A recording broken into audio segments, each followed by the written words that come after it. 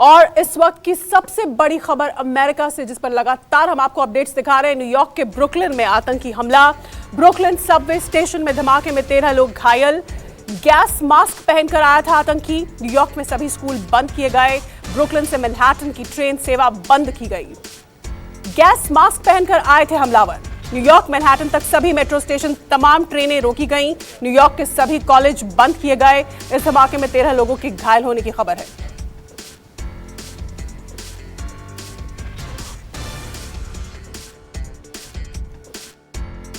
Station पर धमाके के साथ फायरिंग। न्यूयॉर्क पुलिस ने हमलावर का हुलिया जारी किया है। 5 फीट 5 इंच का यह व्यक्ति बताया जा रहा है, 81 किलो जिसका वजन बताया जा रहा है। और ये आप 6 तस्वीरें अपने टीवी स्क्रीन पर देख रहे हैं, किस तरह से मेट्रो स्टेशन पर भगदड़ मची। पहले इस हमलावर ने स्मोक ग्रेनेड से हमला किया, अफरा तफरी मची, उसके बाद गोलीबारी। मौके पर पुलिस, डॉग स्क्वाड की टीम, पूरा एरिया कॉर्डन्ड ऑफ है। लोग दहशत में हैं। यात्री घायल है, क्या किसी की जान गई है इसकी अभी कोई खबर नहीं है, लेकिन हाँ इतना जरूर बताया गया है कि 13 लोग इसमें घायल हुए हैं। अभी तक जो आधिकारिक आंकड़ा जारी हुआ है। और सारे स्कूल जो है वो बंद कर दिए गए हैं न्यूयॉर्क में एहतियातन। इसके अलावा ट्रेन सेवा फिलहाल रोकी गई है। राष्ट्रपति जो बाइडेन को सारे अपडेट्स दे दिए गए हैं और हमलावर की तलाश जारी है। हमलावर अभी तक पकड़ में नहीं आया है, लेकिन उसका हुलिया जरूर न्यूयॉर्क पुलिस ने जारी किया है। और इस हुलिये के मुताबिक ये आदमी 5 फुट 5 इंच का है और इसका वजन जो है वो 81 केजी बताया जा रहा है, 81 किलोग्राम बताया जा रहा है।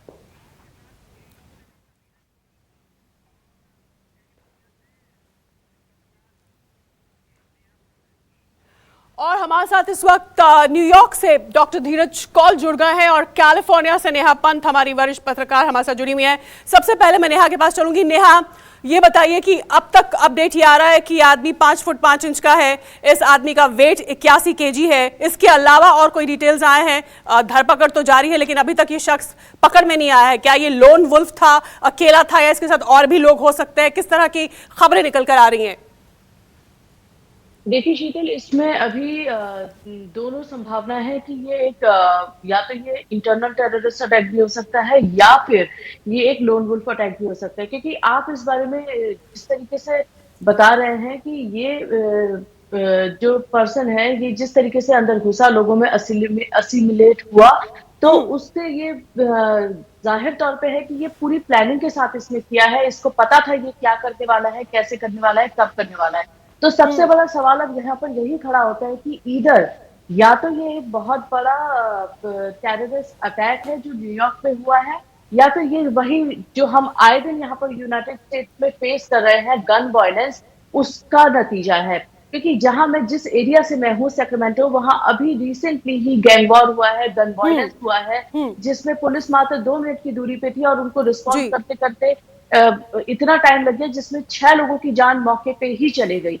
तो मैं आपको बता रही हूँ कि यहाँ ये इंटरनल भी एक मुद्दा है, जिस पर अगर आप जानना चाहेंगे तो मैं आपको फर्दर बता सकती हूँ कि इंटरनल जिस तरीके से गन, लेकिन नेहा, ये क्या गन कल्चर, जो एक रैंडम हम गन कल्चर अमेरिका में देखते हैं, जिसके तहत हम देखते हैं कि अचानक, क्योंकि वहां पे लाइसेंस जल्दी आराम से मिल जाता है, तो कोई भी लाइसेंसधारी पिस्तौल लेके कहीं पर भी गोलीबारी शूट आउट कर देता है। अगर ऐसी वजह होती, अगर ये वजह होती, तो फिर इस तरह से स्कूल बंद कर, क्यों बंद कर दिए जाते, ट्रेनें रोक दी जाती? मतलब जैसे एहतियातन कदम उठाए हैं, क्या प्रशासन को ये बड़ी आशंका है कि ये एक टेरर अटैक है, या फिर गन कल्चर वाले हमले को भी रूल आउट नहीं किया है प्रशासन ने या स्थानीय जो भी लोग हैं एडमिनिस्ट्रेशन से जुड़े हुए? देखिए, यहाँ पर अगर एक थ्रेट भी होता है, थ्रेट परसेप्शन भी ना, इसको भी हल्के में नहीं लेते। ये तो डायरेक्ट अटैक है। आप ये जैसे मेरे बेटे के ही स्कूल में अभी रिसेंटली खबर आई थी कि आसपास कोई लोन गनमैन घूम रहा है, या फिर कोई बंदा, कोई पर्सन है जिसके पास कोई हथियार हो सकता है। तो उसी के चलते उस पूरे एरिया को सील कर दिया गया था और बच्चों को स्कूल में ही, क्योंकि उस वक्त सेफ नहीं था कि पेरेंट्स अपने बच्चों को ले जा सके, तो पेरेंट्स को इंस्ट्रक्शन दिए थे कि आप मत आइए, और सारे के सारे बच्चों को अंडरग्राउंड वहां कर दिया गया था। स्कूल में ही लॉकडाउन पूरी तरीके से लगा दिया गया था। तो ये बेशक एक एहतियातन कदम है, लेकिन दूसरी बात ये है कि जिस तरीके का ये अटैक है, ये एक नॉर्मल गन वायलेंस से ज्यादा जरूर दिखाई दे रहा है। तो इस पे और ज्यादा जिसे कहते हैं ना, सीलिंग ये लोग करेंगे। ये अब इस को आसानी से हल्के में नहीं लेंगे और ये पूरा का पूरा एरिया न केवल सील होगा, बल्कि अब इस पे और ज्यादा आप देखिएगा कि न्यूयॉर्क में हो सकता है कि कर्फ्यू जैसी एक सिचुएशन को लगाया जाए, जिसपे उस पर्टिकुलर एरिया में और उसके नियर बाय एरिया में, ताकि इस सिचुएशन को, अगर ये वर्स्ट हो सकती है या इसी के जैसे और लोग अभी बाहर हैं, अगर ऐसा कोई केस है, ये अकेला नहीं है, तो इसको काबू में किया जा सके। तो ये एहतियातन भी है, और डेफिनेटली देखिए, जो जिस तरीके से कोई भी खबर अभी बाहर मीडिया में नहीं आई है, ये सारी की सारी चीजें अभी जांच के दायरे में है, तो इस बारे में कहना बहुत ही मुश्किल होगा कि ये जो थ्रेट है ये कितना बड़ा है, और इसमें और ज्यादा क्या अभी चीजें निकल के आएंगी, ये देखना बाकी है। यानी दोनों ही संभावनाएं जो है उससे प्रशासन इनकार नहीं कर रहा, लेकिन जो हालात दुनिया भर में है, जिस तरह से अमेरिका भी एक तरह से रेडार पर है, तो एक युद्ध एक हो रहा है रूस और यूक्रेन के बीच, उसके चलते इसको एक टेरर अटैक की संभावना से भी इनकार नहीं किया जा रहा, और ये दूसरा गन कल्चर से जुड़ा हुआ अटैक भी हो सकता है। ये आप तस्वीर देख रहे हैं, ये न्यूयॉर्क है, न्यूयॉर्क में ब्रुकलिन का सबवे, जहां पर ये हमला हुआ 8:30 बजे सुबह का समय था। ब्रुकलिन के 36 स्ट्रीट स्टेशन पर बड़ा हमला, और रेलवे स्टेशन में भीड़ के ऊपर फायरिंग की गई। पहले एक बॉम्ब फेंका गया, उसके बाद जब धुआं हुआ, अफरा तफरी मची, तो फिर गोलीबारी, शूटआउट शुरू हो गया।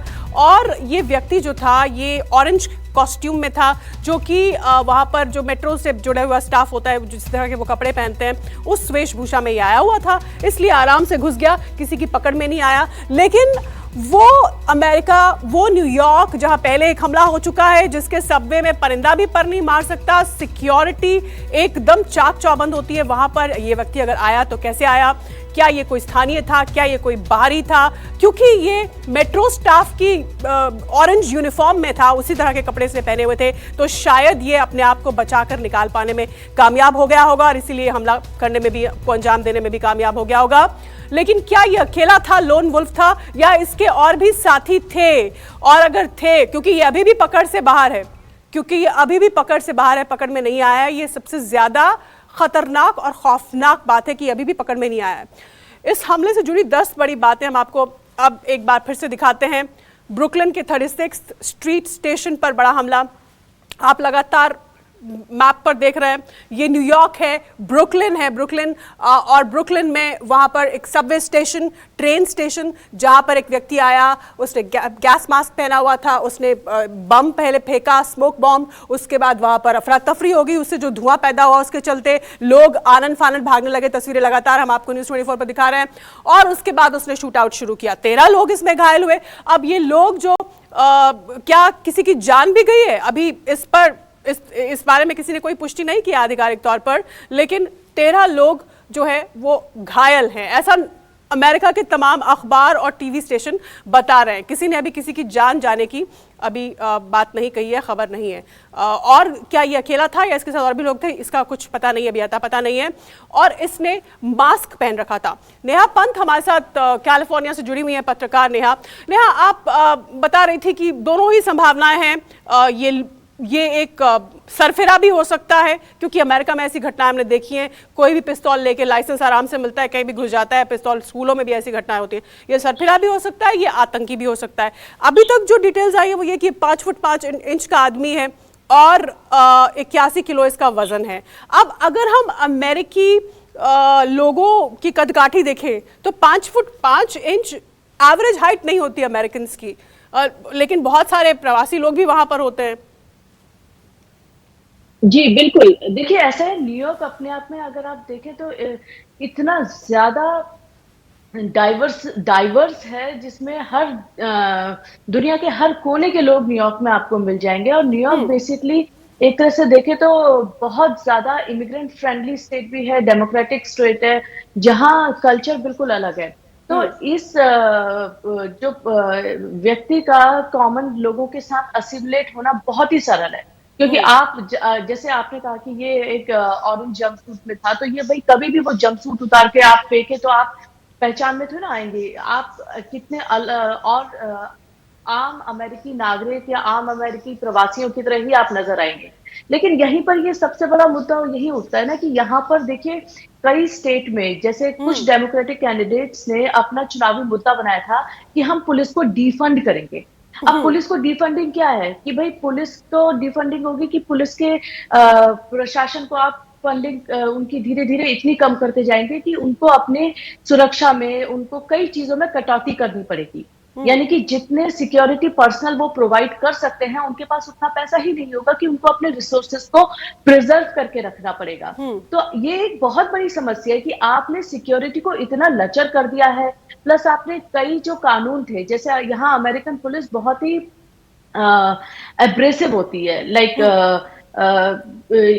ठीक है, सीधे गन का यूज करना इनको इनकी ट्रेनिंग में ही सिखाया जाता है। मतलब इंडिया में तो जैसे आपके पास होता है ना, आप वार्निंग देंगे फिर आप नेट पे शूट करेंगे, तो यहाँ शूट टू किल होता है सीधे। लेकिन क्योंकि पुलिस ब्रुटैलिटी रिसेंटली ही चुनाव का मुद्दा बनी, तो बहुत आप ये कहना चाह रही है कि ये कोई कर्मचारी भी हो सकता है भड़का हुआ, ऐसा ये कहना चाह रही है? जिस तरह से ये यूनिफॉर्म में उसने वो पहन रखा था। कर्मचारी नहीं, मैं ये कह रही हूँ कि सुरक्षा में ढील की बात मैं कह रही हूँ कि जिस तरीके से पुलिस को आप डिफंड करते जा रहे हैं, पुलिस को आप कमजोर करते जा रहे हैं, तो ऐसी घटना करने वालों के हौसले बढ़ेंगे, क्योंकि उसको पता है कि वो कितने आराम से निकल सकता है। अगर आप 4 किलोमीटर के दायरे में पुलिस रखेंगे, जैसे अगर आप पुलिस के पास पैसा ज्यादा है तो वो हर 1 किलोमीटर के दायरे पे रख सकते हैं पर्सनल, जहां रिस्पॉन्स टाइम फास्ट होगा। लेकिन अगर आप पुलिस के पास पैसा ही नहीं देंगे तो रिस्पांस टाइम पे भी तो टाइम लगेगा। और अगर पुलिस को पता है कि मैं अगर तुरंत जैसे रिस्पांस फास्ट ठीक है नेहा, हमारे साथ डिफेंस एक्सपर्ट यूके देवनाथ भी जुड़े हुए हैं, हम उनके पास भी चलते हैं। ग्रुप कैप्टन देवनाथ, ये हमला याद दिलाता है उस नोटोरियस हमले की जो हुआ था कई साल पहले, 2 दशक पहले न्यूयॉर्क में ही हुआ था। ट्विन टावर्स पे हमला हुआ था, 9/11 का हमला, और उसके बाद हमने देखा कि क्या अंजाम हुआ। अफगानिस्तान पर किस तरह से अमेरिका ने अटैक कर दिया, तालिबान की सत्ता गई। मतलब एक पूरा वर्ल्ड दुनिया में एक पॉइंट ऐसा माना जाता है जिसके बाद दुनिया ही बदल गई। अमेरिका के रूल्स भी बहुत बदले, वहाँ पे जो होमलैंड सिक्योरिटी डिपार्टमेंट और ये सब तमाम चीज़ें, स्ट्रिक्टनेस और अरब वर्ल्ड के खिलाफ एक साथ। तो आपको लगता है कि क्या ये भी उस लेवल का एक बड़ा हमला हो सकता है, या फिर अभी हमें रुकना होगा उस कंक्लूजन तक पहुँचने के लिए, तहकीकात पूरी होने तक? जी हाँ, आपने सही फरमाया। 9/11 के बाद ये ऐसा हमला पहली बार हुआ है जिसमें कि मास शूटिंग की गई है एक कॉमन फैसिलिटी पर, यानी आम जनता को टारगेटिंग की है।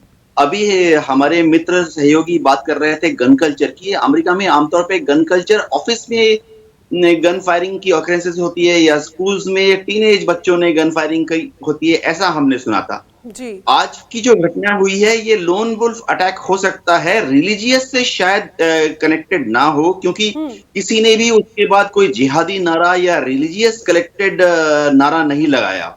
इसी तरह से अभी तक किसी भी आतंकवादी संगठन ने भी तो नहीं पाया ना, क्योंकि उसने, उस आदमी ने, उस शख्स ने पहले स्मोक फैलाया, पहले उसने धुआं फैलाया, वो जो स्मोक बॉम्ब उसने फोड़ा, और उसके बाद फिर ये अफरा तफरी मची। तो कोई कैसे देख पाता, भांप पाता इससे पहले कि ये कोई रिलीजियस व्यक्ति है या ये कोई नारा करेगा या कुछ और चीजें छोड़ेगा?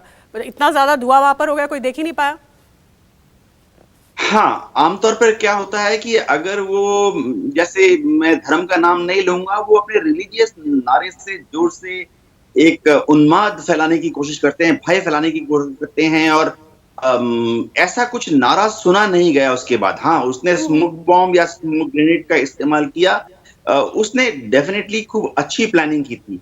और मैं आपको ये भी बता दूं कि इसका यूक्रेन के साथ लिंक करना अभी तक शायद प्रीमेच्योर होगा, क्योंकि यूक्रेन या वेस्टर्न यूरोप या ईस्टर्न यूरोप में अभी तक ऐसा कोई कल्चर है नहीं कि आप आतंकवाद का इस्तेमाल करके दूसरे देश की जो पॉलिटिकल बिलीफ है उस पर चोट करने की कोशिश करें। हाँ, ये काफी पॉसिबल हो सकता है। अच्छा, हम अपने दर्शकों को बता दें, मैं आपके पास लौटूंगी। इस वक्त की बड़ी खबर यह है कि न्यूयॉर्क पुलिस थोड़ी ही देर में प्रेस कॉन्फ्रेंस कर सकती है और फिर दूध का दूध पानी का पानी हो जाएगा, स्पष्ट हो जाएगा। थोड़ी देर में न्यूयॉर्क पुलिस की होगी प्रेस कॉन्फ्रेंस, जिसका हमें इंतजार करना होगा और उससे काफी कुछ क्लियर होगा, बहुत हद तक क्लैरिटी आएगी कि आखिर ये क्या हुआ, क्या था। बहुत सारी डिटेल्स सामने आएंगी जो अभी छन छन कर हमारे पास आ रही हैं। सुबह 8:30 बजे अमेरिकी वक्त के हिसाब से ये हुआ था हमला, ये अटैक हुआ था। उसके बाद अब कई घंटे हो गए हैं और यकीनी तौर पर पुलिस ने काफी तहकीकात कर ली है। आदमी की जो हुलिया है उसको डिस्क्राइब कर दिया है और सारी डिटेल्स आएंगी और सारी दुनिया की नजर इस पर है कि न्यूयॉर्क की पुलिस और क्या डिटेल्स जारी करती है। थोड़ी देर में प्रेस कॉन्फ्रेंस होगी। नेहा, इस प्रेस कॉन्फ्रेंस के लिए हमें कितना इंतजार और करना होगा, क्योंकि पुलिस की जो हुलिया डिस्क्राइब किया है उसके अलावा और भी बहुत सारी बातें निकल कर आएंगी इस हमले को लेकर। और क्या ये एक टेरर अटैक है या एक कोई सरफिरा था, एक नॉर्मल गन कल्चर जो वहां पर मिस यूज होता है उसके तहत क्या हमला है, ये सब चीजें स्पष्ट होंगी पुलिस की इस प्रेस कॉन्फ्रेंस से। देखिए, मुझे इस वक्त बहुत ज्यादा उम्मीद नहीं है कि हमें बहुत ज्यादा जानकारी मिल सकती है। हाँ, लेकिन एक मोटी मोटी जानकारी जो पुलिस का अभी तक जो हम सुन रहे हैं वो मीडिया के हवाले से खबर सुन रहे हैं। अब हम एक ऑफिशियल स्टेटमेंट सुनेंगे जिसमें पुलिस ये डिक्लेयर करेगी कि ये अटैक हुआ है और कितने लोग घायल हुए हैं। अगर किसी की इसमें, भगवान ना करे, किसी की इसमें मौत हुई है तो इस तरीके से ये जो एक ऑफिशियल स्टेटमेंट जारी होगा। साथ ही साथ उस जिस पर्सन ने ये अटैक किया है उसका एक रफ हुलिया भी लोगों को दिया जाएगा ताकि लोग अलर्ट रहें, विजिलेंटी रहें। और आसपास में लोगों से ये अपील भी की जाएगी कि अगर आपने अपने आसपास कोई सस्पिशियस एक्टिविटी या इस कदकाठी के किसी व्यक्ति के सस्पिशियस हरकतों को आपने नोटिस किया है तो आप वो पुलिस को बताइए। तो ये मोर और लेस एक स्टेटमेंट होगा और पुलिस अभी इसमें कुछ भी ज्यादा कहने से बचेगी, क्योंकि जब कोई चीज बहुत रॉ होती है तो वो डेफिनेटली एक रेशियल हेट्रेड को इंसाइट कर सकती है। तो इस मामले में पुलिस, मुझे लगता है कि पुलिस बहुत संभल के बयान देगी ताकि गलती से भी रेशियल हेट्रेड और रेशियल क्लैश इसमें इंसाइट ना हो जाए। क्योंकि रिसेंटली ये जो अभी इतने बड़े वक्त में न्यूयॉर्क में ये जो हमला हुआ है, ये 9/11 के बाद का देखें तो काफी चौंकाने वाला है। उसके बाद लेकिन अगर हम याद करें तो पिछले कुछ अरसे में भी मेट्रो में अटैक हो चुका है। Neha, if I am not wrong, आप मुझे करेक्ट कर सकती हैं, लेकिन कुछ समय पहले भी न्यूयॉर्क में एक हमला हुआ था, आई थिंक 1 या 2 साल पहले। बिल्कुल, देखिए, प्रॉब्लम, सबसे बड़ा प्रॉब्लम तो गन कल्चर है ही। अब वो आप यहाँ पर, लेकिन जो पेट्रियोटिक, जो पेट्रियोटिक खुद को कहते हैं, वो अपने कॉन्स्टिट्यूशन राइट पे ले लेते हैं, क्योंकि ये सेकेंड अमेंडमेंट है कि आप गन रख सकते हैं। तो अगर आप उनसे कहेंगे कि देखिए गन की वजह से आपके इतना वायलेंस हो रहा है, तो दूसरा काउंटर आर्ग्यूमेंट ये निकल के आता है कि नहीं, अगर वहां कोई दूसरा इंसान भी गन लेके बैठता तो वो गन होल्डर को न्यूट्रलाइज कर सकता था। तो गन तो हमारी प्रोटेक्शन प्ले। तो ये यहाँ पर आप इस बहस को सोचिए, ये इतनी बड़ी बहस हो चुकी है क्योंकि हम लोगों को ये समझ में नहीं आता कि क्या है ये, कि कोई भी जाए, जैसे आप आलू खरीदते जा रहे हैं, आप गन खरीद के घर आ सकते हैं इतने आराम से। कोई बैकग्राउंड चेक नहीं होता, कम से कम आप इंसान का बैकग्राउंड तो चेक करेंगे। हाँ, ये बहुत बड़ा मसला है, ये बहुत बड़ी प्रॉब्लम है अमेरिका में और इसका खमियाजा तो छोटे बच्चों ने भी भुगता है। स्कूलों में भी बच्चे ऐसे ही सरफिरे गन लेके आ जाते हैं और कितने ऐसे अटैक्स हो चुके हैं। बहुत बड़ी समस्या अमेरिका में, लेकिन हमें थोड़ी देर इंतजार करना होगा क्योंकि न्यूयॉर्क की पुलिस प्रेस कॉन्फ्रेंस करने वाली है और उसमें बहुत सारी बातें स्पष्ट होंगी। हमारे मेहमान हमारे साथ बने हुए हैं, अमेरिका से सीधे जुड़े हुए हैं। एक छोटे से ब्रेक के लिए हम रुक रहे हैं, लगातार इस बड़ी इंटरनेशनल खबर पर हम बने हुए। नमस्कार, मैं हूं मानक गुप्ता। अगर आपको हमारा ये वीडियो पसंद आया हो तो इसे लाइक और शेयर जरूर करें और हाँ, हमें सब्सक्राइब और फॉलो करना ना भूलें ताकि आप देश और दुनिया की कोई खबर मिस ना करें। तो जुड़े रहिए हमारे साथ और देखते रहिए न्यूज़ 24।